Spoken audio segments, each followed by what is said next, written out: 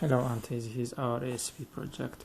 In our ASP project we have made a wireless air conditioner.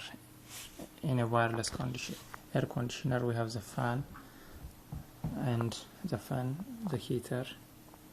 We represent the heater with LED, and we have also the temperature sensor, RTC resistor, and the wireless communication is made through the CC2500 RF transceivers.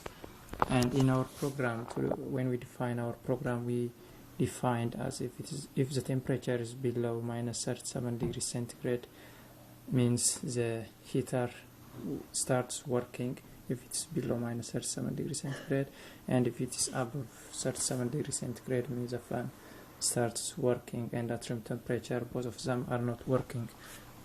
And also in the receiver side we have the display which displays the current situation of the air conditioner. Currently it's cooling the room temperature and warming, because our range is so small, so it's changing fast.